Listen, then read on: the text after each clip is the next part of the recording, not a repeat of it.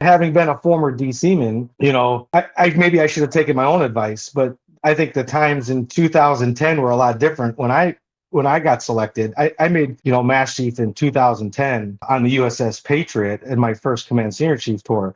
So I was never a DC Master Chief at sea on a carrier. You were. And I was thinking, man, this guy's going to go run the schoolhouse. This guy's going to go do another carrier. He's got all this expertise. He's well respected.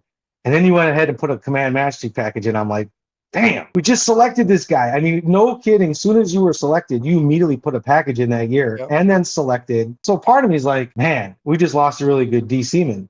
Then the other part of me was like, but the Command Master Chief community just gained a phenomenal Command Master Chief. So it was twofold, right? But all the pictures and you going through inspections and all the hard tours you did, your record spoke for itself. The board got it right. No, I remember, and trust me, I get it, bro. I went through it. Like, I remember I got to Norfolk as a Master Chief, and I was like, I don't gotta go CMC. Like, but I had no desire to be a 3MC, right? And back in those days, they weren't really giving Master Chiefs the job, right? Yeah. You were having to, because there was a lot of young guys like me that were trying to get the job. And it's funny, when I got the George Washington, I was going there as a chief, and there was a guy named Miller who was a DC Master Chief from Norfolk who had the 9 job. He even called me up. He's like, Gary, I'm going to be the Master Chief, but you're going to run everything. I got it. And I'm young and hungry. I'm like, all I need, bro, is you to play the line, dog. I got you. I'll do it all, right? But then the dude doesn't pass overseas screening, right? And so I get there, and he's not coming. And the chief engineer, I'm there like 2 weeks, and they tell me he fails overseas screening. And the chief engineer is like, well, Chief, we're going to get another Master Chief for another rate, and we're going to put him in DC. I was like, whoa. Oh, sir, let's wait for the Senior Chief results. And if I mess around and make Senior Chief, why don't you go ahead and put me in that 9 billet and get me a Chief? Because I don't need a boss. I need help. Yeah. I need someone that's going to help me chop wood, right, and get after it. And sure enough, that's what happened, right? And I remember I was so ticked off because I wanted that incentive pay to be a DCCM on an aircraft carrier, and they wouldn't let me have it because I was a Senior Chief that wasn't paid. Yeah. And I was like, okay, hold on. I'm about to do this, and I don't get the same benefit. Okay, roger that. Moving on. Anyway, we get to have this conversation all day. Yeah, right? yeah. But I want to talk about you, Mike. So sure. First off, you're in Chicago right now. You're on travel with your boss, and were you born and raised in Chicago? I was, yeah. I was born in Mount Prospect, Illinois, which is the northwest suburbs, and spent 18 years here. Went to school, graduated June 4th of 1995, and June 7th of 1995, I'm standing at attention at Great Lakes 3 days after I graduated. So did you just growing up? First of all, what do you remember about Chicago growing up, right? Because Chicago's got a lot of publicity right now, and it's not always good.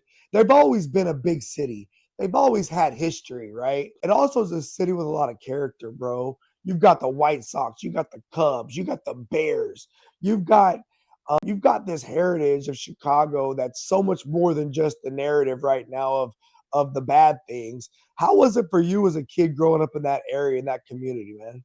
Yeah, when I think back at that time, Chicago has always been a melting pot of people, right? I mean, when you look back in the history of Chicago, the people that came here, they came from boats, they came from overseas, and being in the Midwest, it was just a melting pot for everyone, all ethnic groups, all backgrounds, all races, all religion. Growing up, there was segregation per se. There were certain cities that were more Italians, there were more Caucasians, there were more Spanish, there were more African Americans. But I will tell you, everyone got along. Even in high school, there was segregation per se in the mess decks, in the cafeteria.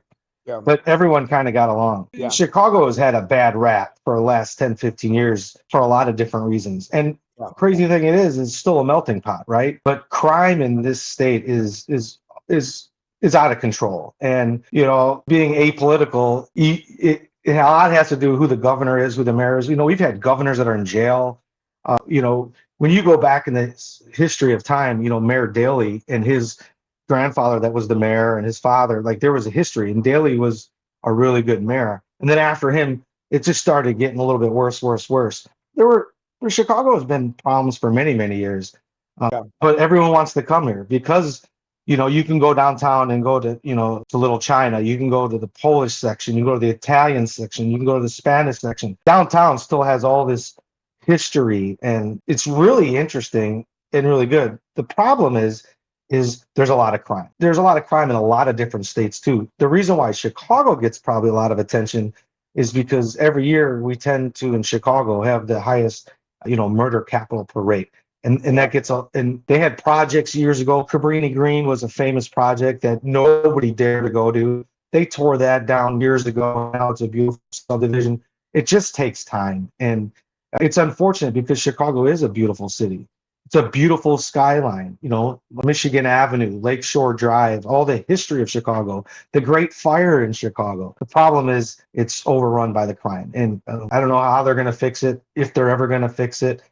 We live in a different world today than we did a long time ago. No, I think it's coming, man. I think the world is going through a renaissance of sorts.